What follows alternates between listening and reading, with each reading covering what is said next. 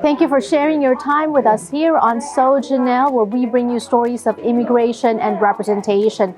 Migrant workers are some of the most impacted families, groups, communities that have been affected by these catastrophic Southern California fires. And we're here in Northridge, California, where we have talked to people, a consortium of grassroots organizations that have come together to organize a donation drive. They have been doing this for days. It started as a ragtag team and has now grown into a full-blown operation with several organizations, several volunteers, and one of those volunteers is a family that we are familiar with.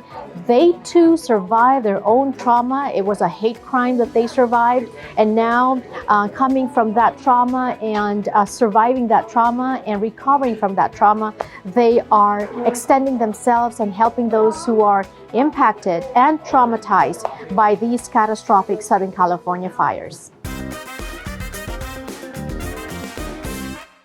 I am representing a Filipino youth and student organization, Filipino Youth Collective, PYK for short, and we've been serving our local community here in the San Fernando Valley. We mainly consist of Filipino youth and student orgs, particularly in Cal State Northridge area, but we plan on serving the greater San Fernando Valley as well too. So how did you hear of this effort for donation and relief and volunteering and dispatching donations? Having lived in the San Fernando Valley and having close relations with community members, we saw the need for direct relief, especially during the first 5 days of the wildfires. It was something that we had to be a part of, and we took it upon ourselves to gather the resources that we have at the moment and just compile all of them and provide direct relief within our area. While the central San Fernando Valley, even the place that I live in, we may not be directly affected by the fires, but the air quality, the smoke, the power outages, even the water outages, we are affected by those as well. So not only are we serving the ones directly impacted by the fires surrounding the valley, San Fernando Valley, we're also providing those who were indirectly affected by those by the results of the wildfires. Right. So I wanted to touch base on that as well, because you have experienced trauma and have survived trauma, different kind of trauma, Asian hate trauma and violence, all that, right? And in so many ways, these wildfires are traumatic for so many people, whether you're directly impacted or indirectly impacted. Some people are displaced. Some people have lost their homes, lost their everything. Some people lost a relative to the fire. So that's trauma. So coming from your perspective, having survived trauma, to now helping other survivors of trauma, although a different kind of trauma, what is that like for you? As a survivor of trauma myself, what really got me throughout the hate crime and the assault that happened to me and my family, what really got me through it was this immense support system that friends, family, and my community was able to provide for us. And that's something that I'm grateful to have. And an aim for us as a family is to give back that support. And in times of need, especially during this time, I wanted to help out the same people that gave me the support that I needed. And we heal through this together. And by helping out one another, we can make tomorrow at least a little bit more livable and have hope for tomorrow. And that's something that I carry with me every day. And that's something that I have told people, victims who are displaced by these fires. And it's something that I'm really grateful to be a part of. Right. What are the issues that you're hearing out there from the survivors? I've had people tell me that their family had to evacuate with no warnings, and it was in the middle of the night, and they didn't receive any evacuation warnings. They had to leave right away because they could smell smoke in the area. It was close to their area once they went outside. So it was the lack of direct response, a lack of warnings from our government that has been really traumatizing, because you are in a situation where you're just by yourself or by your family and you have no one to rely on to, especially at a short period of time. There have been families where someone from Utah actually came down here because they have relatives here in LA County, but they still had the heart to help us volunteer and distribute relief to those impacted. And it's their way of helping out while also devoting their time and effort, even if they're directly affected by these fires. And shows you the community spirit that we have for one another. And what people seem to forget or overlook is that even if you are not directly impacted by these fires, in some way, shape, or form, you're still affected by this. Again, water outages, power outages, Air quality. Air quality, definitely. And it's also important to note that in communities where a lot of them are displaced even before the fires, now their situations have worsened even more because of this. Right. So not only are we serving those that were displaced by the fires, we are actually serving families and people that were greatly affected even before that. And so we provide relief and provide support to a wide range of people with different situations, but they share the same issues and the same struggles that we have. I like that. I think we've said this before, that the community spirit is what will lift us up and out of these ashes, right? But at the same time, what you're talking to us about today is bringing to mind how in tragedies like this, calamities, and when disasters of this magnitude strike, we are reminded that at the end of the day, we are human beings.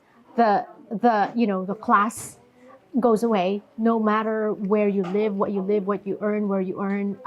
We're all humans with the same needs: water, need for shelter, and need for the same different things, right? What are some of those that you're hearing? What do people need the most? What we were able to gather so far is that with the efforts that we're doing as of now, we have supported more than 200 families.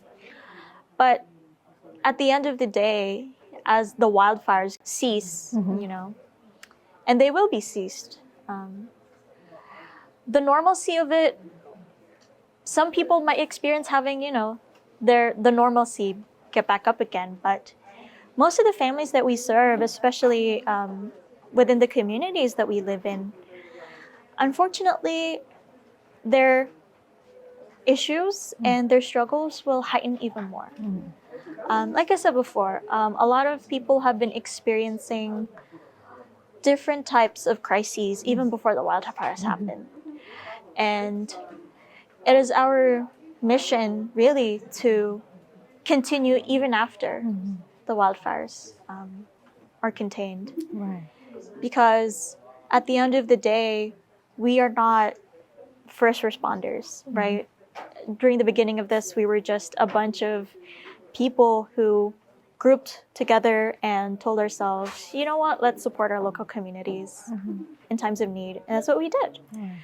And we hope that from the experiences that we were able to gain from this and the countless people that we've met who were willing to volunteer during these times, I hope that we see them again in a different setting, hopefully in a better situation where we can just serve our communities better without the threat of climate disasters or any form of struggle. Because at the end of the day, all we have is one another. And that's very important for everyone to know, that even as the embers of the wildfire, continue to stop, the fires of hope within people will never cease. And that's very important. Right. I like that from one beautiful message from one trauma survivor to, in a way, all of us, because this has been a collective trauma bonding for all of us, right? Experiencing different kinds of effects of these California wildfires. But I also like to make mention the fact that your family even took the time to cook lunch for the volunteers today at the center. Where does your family draw strength from? I guess I have to specifically mention, me and my siblings, and we didn't come from a wealthy family. We are not a rich family. My parents, even during these times of wildfires, still have to go to work.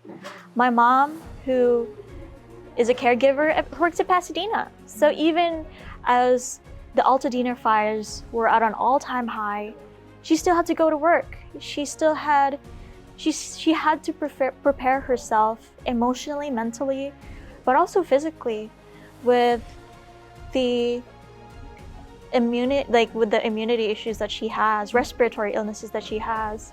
She still had to persevere through that and still work, because not only are her patients, lives are on the line, so does her work. And one thing that I really want to emphasize and to say to everyone is that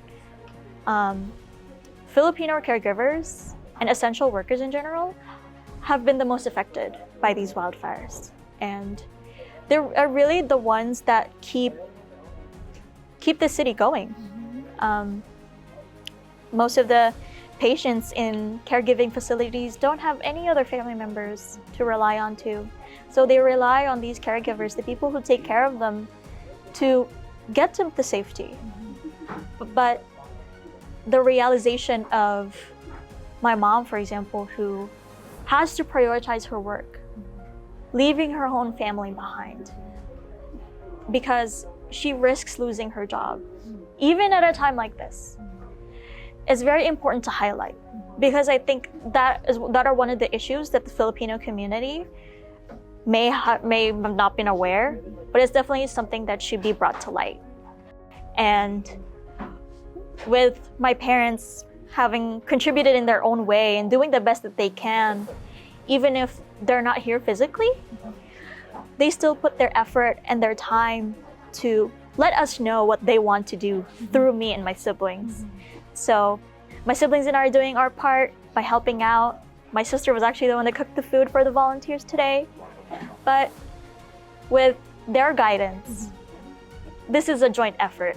Even if they're not here physically, they still find creative ways to support our local communities and be there for us.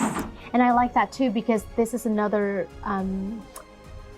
beautiful message just coming from the story, is that you just help when and however much you can, because you don't know when you yourself are gonna need help, right? Yes. And the same people will show up for you. So thank you so much for sharing your story with us today. Yeah, thank you so much. And wish you all the best as always, more power, and God bless. Thank you.